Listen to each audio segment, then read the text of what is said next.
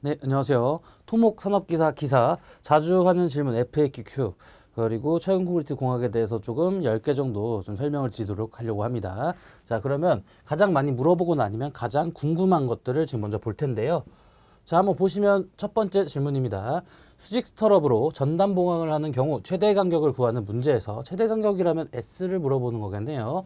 자, 여기서 VS는 AV 곱하기 FI 곱하기 D식에서 왜 AV, 그쵸? 단면적이 125mm 제곱이 아니라 왜 이를 곱해서 계산하는 건지 정말 궁금합니다. 유유라고 물어봤는데, 자, 이분은 진짜 궁금한 거죠. 지금 울기까지 하는 거니까 정확하게 이제 궁금하실 텐데 좀 설명을 드리자면, 자, 처음 보시는 분들이나 이 영상을 보고 계시는 분들, 난 궁금하지 않은데 보고 계신다. 그럼 이 질문의 의도가 뭔지 모를 거예요. 하지만 저는 답변을 조금 많이 달아서 무슨 문제인지 딱 알겠는데, 자, 이 AV가 이제 전단철의 단면적이란 말입니다. 그래서 이 전단철의 단면적을 어떻게 알려주냐에 따라 이게 곱하기 2가 되고 안 되고가 문제가 생기는데, 일단 그 전에 좀 설명에 앞서서, 자, 전단 이쪽의 파트는 만약에 단순히 전단 철근의 간격을 물어보는 문제가 있어요. 그러면 우리가 조건들을 다 파악해가지고 그거에 가장 작은 간격이 답이 되겠죠. 하지만 반대로 VS를 물어본다면 또는 VC를 물어본다면 잠깐 설명드리고 갈게요. 자, VC 같은 경우는 뭐죠? 콘크리트의 전단 강도죠. 자, 이건 단순히 그냥 6분의 1 곱하기 람다 루트 FCK 곱하기 B 곱하기 D로 우리가 공식을 문제를 풀어주면 되겠지만, 그리고 VS 같은 경우는 공식이 어떻게 됐더라? VS는 단순히 S와 자리만 바꾸면 되겠죠. 그쵸? 자, 그러면 S AV 곱하기 FY 곱하기 D가 되겠다. 자, 여러분들 만약 문제에서 이 문제가 나온다면 틀리는 경우가 딱 반반이에요. 공식을 몰라서 틀리는 사람은 거의 다 대부분 없고요. 대부분 틀리는 이유는 뭐다? 이 AV 때문에 틀린단 말이에요. 전단철근의 단면적을. 자, 그러면 이게 어떤 뜻인지 모르겠다 하시는 분들은 잠깐 뒤를 한번 보도록 하겠습니다. 자, 질문은 똑같습니다. 자, 어떤 게 차이점이 있는지 여러분들 눈에 보이시나요? 일단 질문을 읽어보면 전단철근이 부담하는 전단력 VS는 150kN일 때 다 똑같죠. 수직 스터럽으로 전단 보강을 하는 경우 최대 배치 간격은 얼마 이하인가까지 똑같습니다.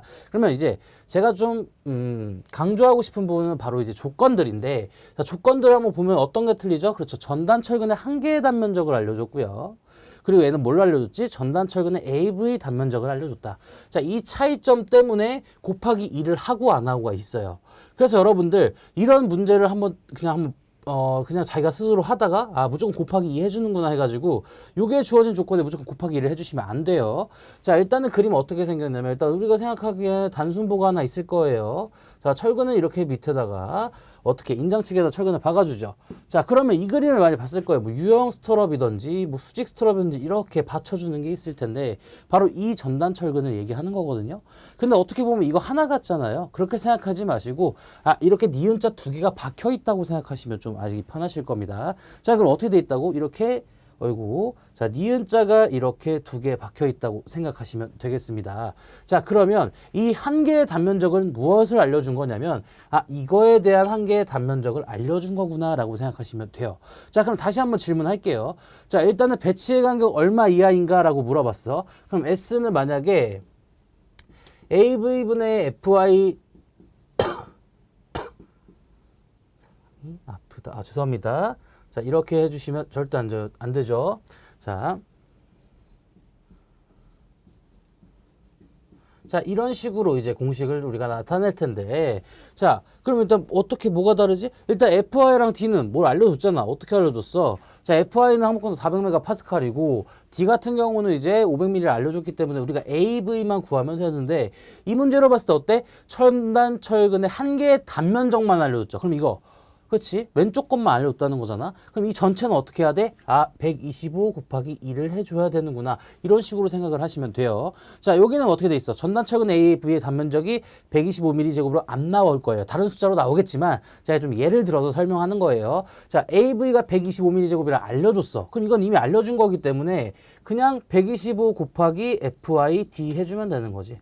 자, 어려운 거 없으시죠?